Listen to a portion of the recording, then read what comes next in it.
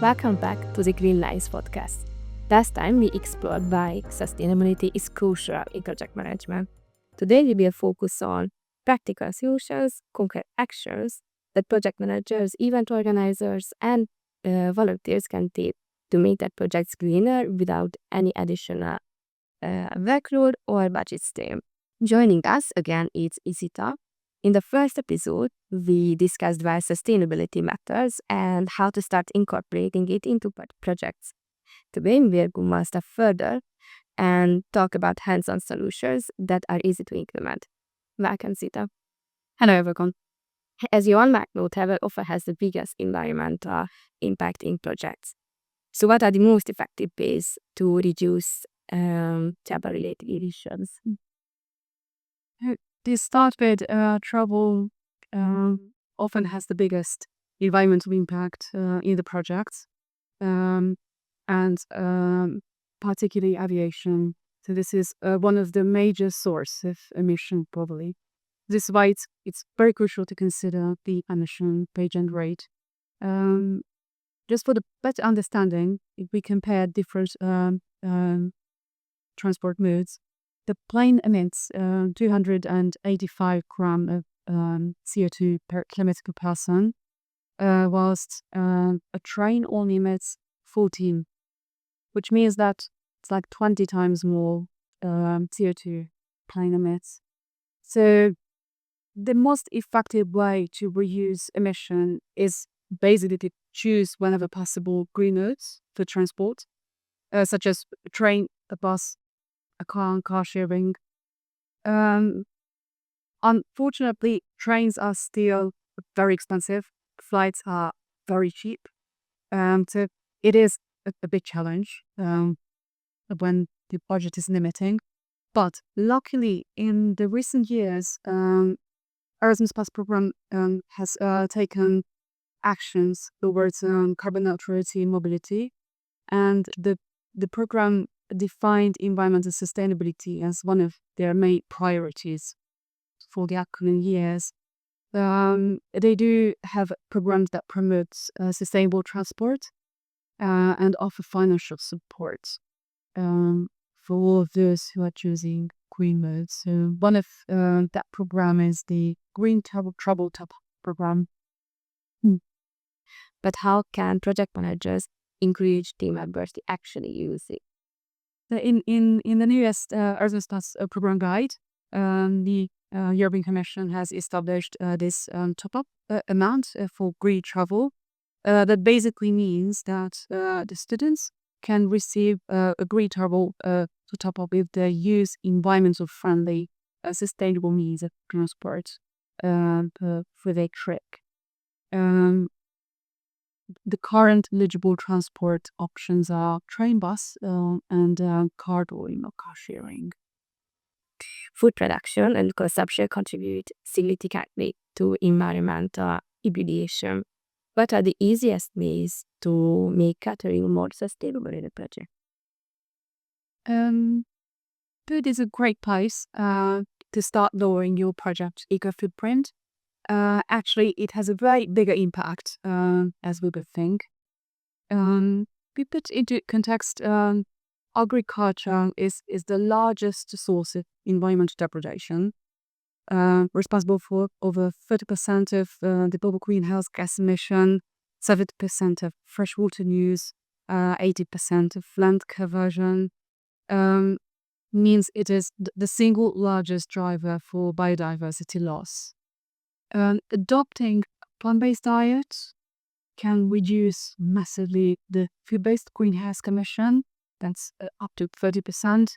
The wildlife loss up to 46%, and also agricultural land use by at least 40%. So this diet would basically means healthy foods produced within planetary boundaries that discourage overconsumption and encourage agrobiodiversity, which means that it's good for your gut, good for the planet as well. I would say possibly that's the main thing what I would recommend, to go plant-based as much as possible. Or alternatively, you can opt for local source and more products. So if the catering is taken care by you, then if they are not experienced in plant-based meals, you might want to consider to hire a cook who will take care of the nutritional needs. Always make sure that you communicate this beforehand, and obviously adopt the menu to meet any possible dietary and cultural needs. And I can say that in general, for all of those who've never tried vegan food, it's a great opportunity to try it and to take the experience, maybe have some inspiration. Um, but the important note here that but doesn't need to eat like fries and salads. That's not an acceptable plant-based meals. Another snacks that can help that lower and a little bit helping the planet as well, just generally to eat more diverse. And that's a very interesting aspect, a little bit related, not the bit relates to climate change, that over the course of the human history, science believe that humans have cultured more than 6,000 different plant species, but now fewer than 200 are used today. Only 9 crops account for nearly the 70% of all food produced.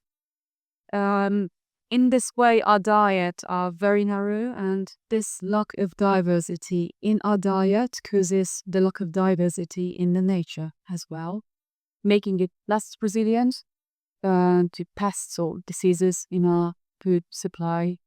So make sure that your food is colorful as possible. More colored means more different crops, which are good for the planet and the human health as well.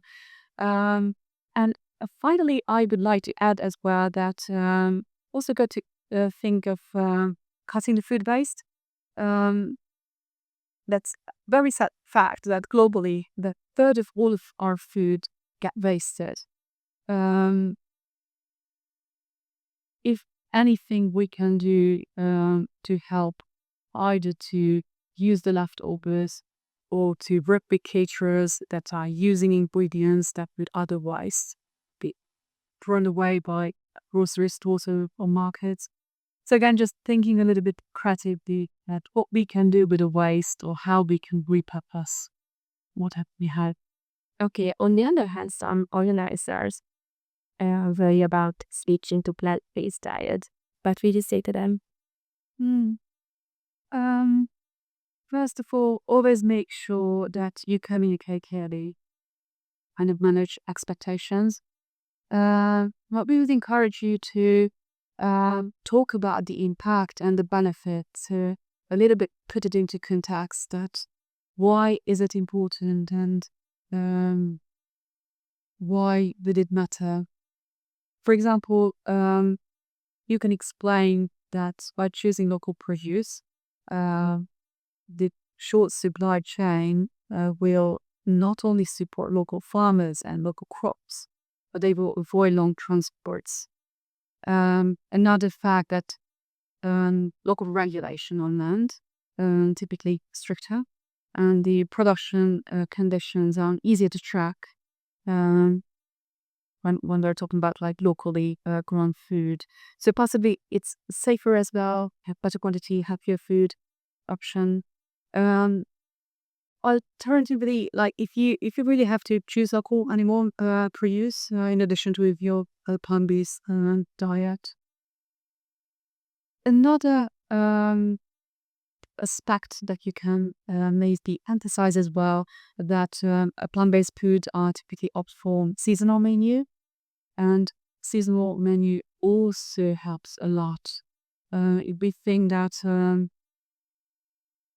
in the supermarkets we can find all kinds of fruits and vegetables all year around, but clearly if you're buying strawberries, they would either come from far away or they have been grown in greenhouses, and greenhouses uses energy on artificial heating and lighting. Typically a greenhouse require lots of energy, and so they emit greenhouse gas, and tend to be higher, the CO2 they emit by transportation from different countries.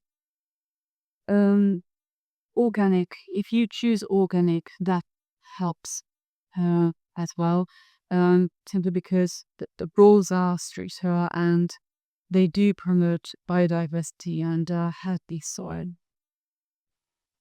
Ensure that choosing the right venue is another critical area of sustainable air project management. What should project managers look for when selecting the venue? The venue you choose also very relevant for the overall environmental impact of the project. Often this is the main cost, your budget.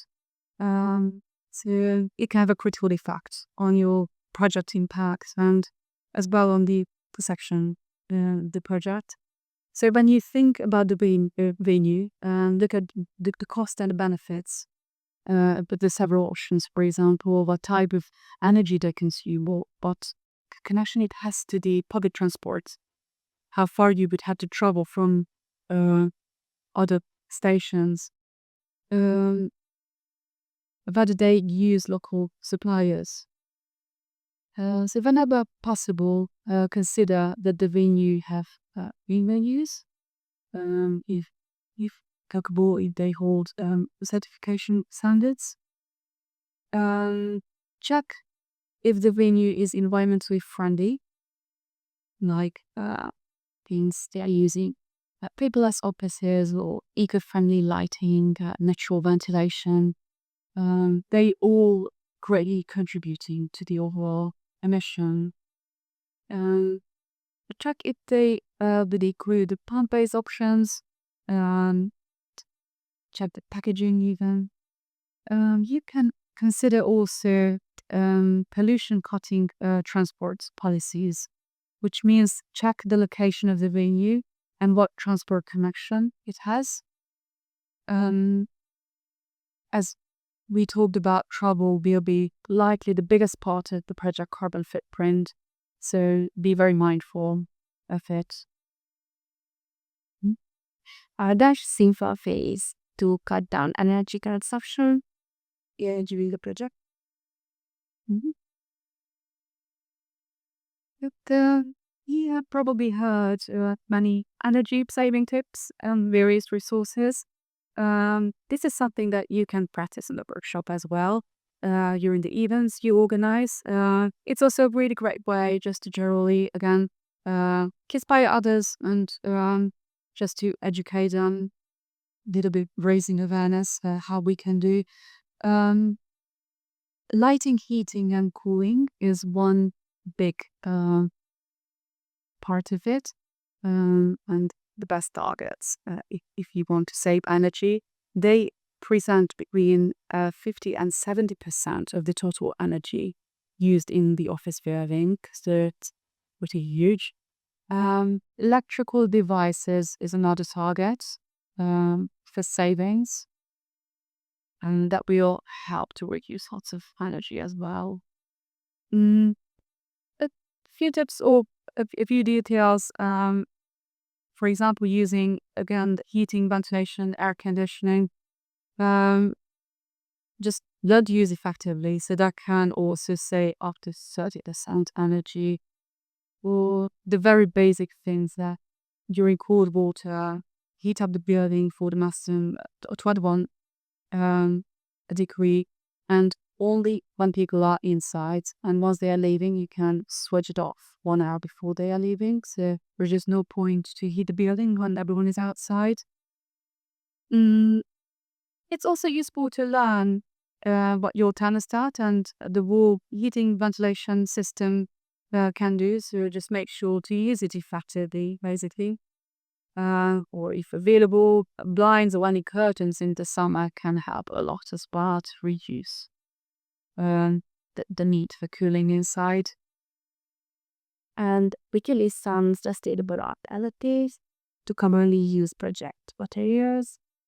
In general, eco-friendly use of materials means to be mindful with the environment. So considering factors such as the logistics, the ecological footprint, usability and the costs as well, without compromising the quality of the event itself. So whenever possible, we would recommend to take only what is necessary. This is the number one rule. Opt for local, for organic, at healthy products. Try to focus on proper waste management, and try slightly more circularity whenever possible. Typically, non-eco-friendly behaviors are such as using tons of plastic bottles, or waste recycling, or food waste, or very excessive use of recycled materials like pens and papers, sometimes or just throw it away. So if you can just always consider the basic questions like, but do you really need it? How could you reuse it after? And if not, then how could you purchase more sustainably? Another idea, for example, share why eco-friendly practices matter. So you can take like little actions, or you can just encourage, for example, to have a tea instead of the fifth coffee at the end of the day. It has a huge impact, by the way. And generally just say no to any unnecessary products and services that you would not need. Many organizations rely on promotional materials. How can they make these more eco-friendly? Promotional items are typically not quite sustainable. Um, People might, well, just throw away after the brew shop. However, it's also very understandable that you want to promote your organization. So if you decide to give away some promotional items, if you can just consider a few options. First of all, like, did this merchandise really has an impact on the project? If possible, you can even ask the target group beforehand, and you can ask what kind of items they would be happy and actually using it later. It's always good if you think what can be useful. Um, Typically, we have tote bags, but we have 20 of them, so maybe there is something else that can be better option. If you choose some items, try to choose something that supports sustainable lifestyle. That can be well, someone doesn't have it, a reusable water bottle, like a shampoo bottle, steel straws, reusable produce bags. This is something that is sustainable in the lifestyle as well. And actually, you don't have to be forced to give anyone. Instead of handling the gift to anyone, you can just place all the items under accessible, and let the participant decide whether they want to take it or not. But in general, use sustainable materials whenever possible. So preferably recycle materials, anything reusable. Try to avoid single-use materials. Anything that is organic is always a better option. And my last question is that waste management is another very critical area where small actions can make a huge difference. What are the key principles of a effective waste management strategy in projects? I will start with plastic waste. Plastic waste is huge, and it can really broken down in the environment. It takes 1,000 years, and the damage is already there. Adding to that, breaks down to microplastics or in copy. I would say number one, just try to avoid as it is. So plastic packaging, single-use plastic, it plays a major role. Try to avoid them and promote anything plastic-free, really. Reusable packaging, any other organic material. You can prioritize any activities that kind of helps to to get message across. You can invite participant and the staff to use reusable things. Also, same goes to any other way. So, we're using paper. You can send documents digitally instead. Whenever possible, reuse or reduce the quantity or recycle. Try to promote vegetarian food again, if possible. Reduce food waste. Also, you can donate any unused food for charities or any organizations around. E-waste also another fastest growing type of waste. Just a couple of few things, for example, you basically, if you just take care all the stocks you have and not buy new equipment every year, that's already a big help. We have covered a lot of practical solutions today. As you have seen, sustainable project management isn't about the big, complicated changes. It's about small and smart decisions that add up to a significant impact. Thank you so much, Sita, for sharing your insights, and thank you to our listeners for joining us in this conversation. Remember, every step counts in sustainability, and if you found this episode helpful, make sure to check out the Greenlines guide for more in-depth recommendations. And until next time, stay green.